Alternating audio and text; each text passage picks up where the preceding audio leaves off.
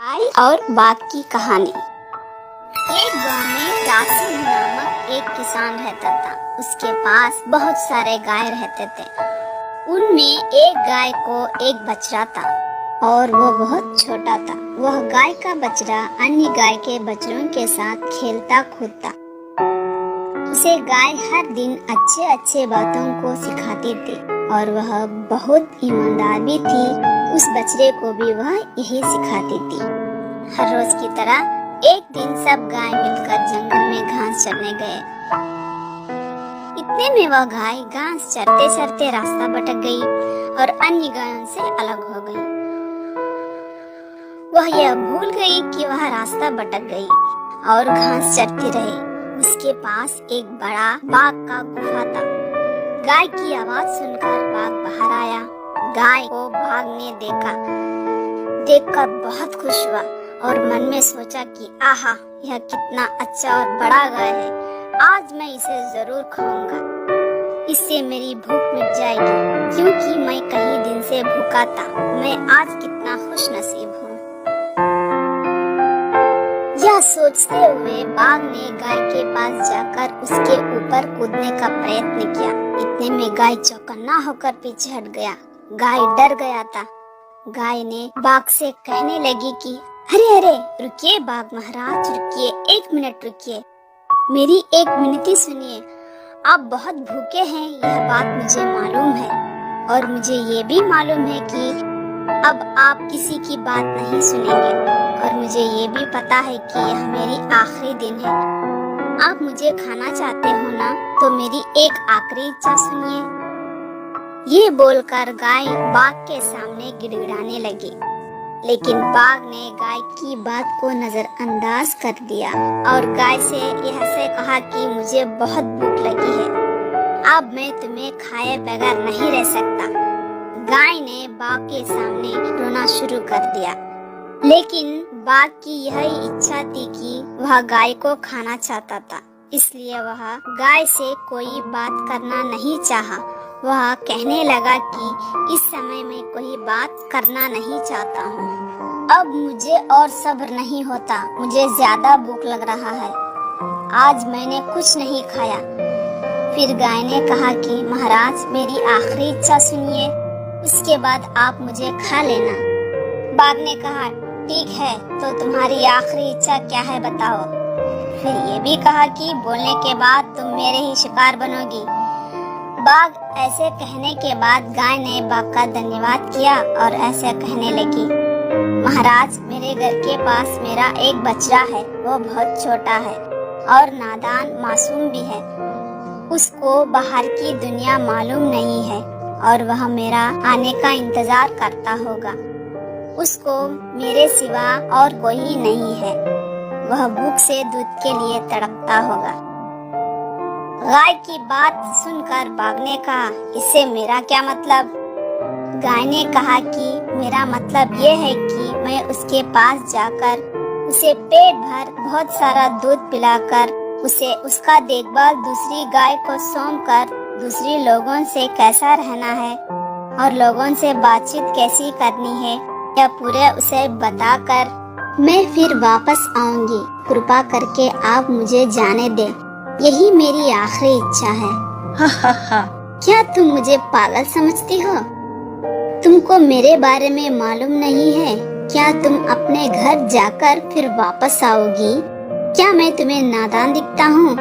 अरे अरे, ऐसा नहीं है शेर महाराज, मेरी बात सुनिए, मैं सही कह रही हूँ।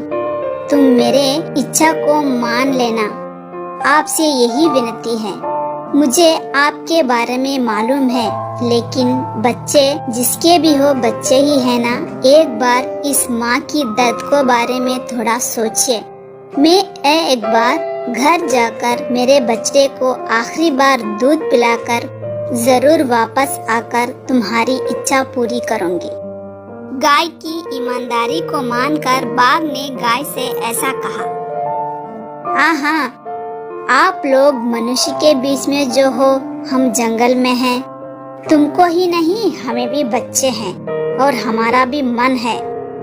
अच्छा, तो मैं तुम्हें एक मौका देना चाहता हूँ। सिर्फ थोड़ा ही समय देता हूँ। कुछ भी होशियारी दिखाने की कोशिश मत करना, वैसे ही बहुत भूखा हूँ। तुम्हारे साथ साथ तुम्हारा बेटा को भी खा जाऊंगा। नहीं नहीं, ऐसा बिल्कुल नहीं होगा। अपनी आखिरी इच्छा पूरी करने धन्यवाद देकर बाघ से इजाजत लेकर गाय अपने घर की ओर चलने लगी। अपने बछड़े के पास गई।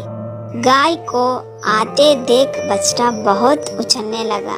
गाय अपने बछड़े को बहुत प्यार से दूध पिलाते हुए यह कहने लगा, बेटा तुम अपना ख्याल रखना, समय पर भोजन करना, अपने आसपास लोगों से मिलजुल कर रहना, सबसे ईमानदारी से रहना, कैसे भी मुश्किल में झूठ नहीं बोलना, सबसे अच्छे बनकर रहना और अपना नाम ऊंचा करना। मुझे थोड़ा काम है, मैं दूसरी जगह जा रही हूँ, शायद फिर मैं वापस नहीं आ सकती। ये सब रोते हुए अपने बछड़े से कहने लगी। अपने बछड़े को अच्छी बातें सुनाकर दूसरे गाय को अपना बछड़ा सौंप कर जंगल की ओर बढ़ने लगी। गाय की राह देखता हुआ बाघ अपना मन में ऐसा सोचने लगा, बहुत समय हो गया, मैं बेकार ही गाय पर विश्वास कर दिया। बहुत बड़ी गलती की, मैं कितना पागल हूँ। खाना मेरे सामने था और मैंने उसे छोड़ दिया। गाय ने मुझे धोखा दिया और मुझे उसने उल्लू बनाया। यह सोचते हुए मन ही मन में अपने आप को कोसने लगा और दुखी होने लगा। इतने में गाय को अपने पास आते हुए देख बाघ बहुत आश्चर्यचकित हुआ। वाह, सच में गाय वापस आ रहा है। क्या यह सच है? मैं कितना गलत था। इसकी ईमानदारी तो देखो। अपनी एक बात के लिए अपनी जान की परवाह किए बगैर मेरे पास आ रही है। इस जैसे ईमानदार को खाना घोर अपराध होगा। ऐसा बाघ अपने मन ही मन में सोचने लगा। इतने में गाय बाघ के पास आ गया था। मैं आ गई हूँ, अब आपकी मर्जी महाराज, कहकर बाघ के पास आकर खड़ी हो गई गाय। तुम बहुत महान हो। अपनी एक बात के लिए अपने जान की परवाह किए बगैर अपने बच्चों को छोड़ मेरे पास आ गई हो। तुम्हारी ईमानदारी देखकर बहुत खुश हूँ। मैं अपने जीवन में ऐसा ईमानदार को नहीं देखा। तुम्हारे आते ही मेरा भूख मिट गया। तुम्हारे जैसा ईमानदार को मैं नहीं खा सकता। तुम मुझे माफ कर दो। तुम वापस अपने बछड़े के पास जाकर उसके साथ अपना जीवन खुशी से बिताना। बाघ की बात सुनते ही गाय बहुत खुश हुआ और उसे धन्यवाद करके वहाँ से अपने घर के ओर दौड़ते हुए चली गई। गाय फिर से अपने बछड़े को देखकर बहुत खुश हुई और उसे बहुत प्यार करने लगी। उसकी ईमानदारी ही उसकी जान बचाई थी, इसीलिए वह अपना पूरा जीवन अपने बछड़े के साथ ईमानदारी से जीने लगी।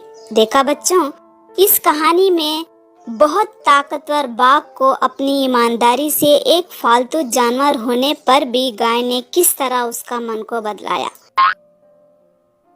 इसलिए हम भी ईमानदार हो तो सामने वाला कितना भी धनवान या बलवान होने पर भी उसमें भी बदलाव लाया जा सकता है।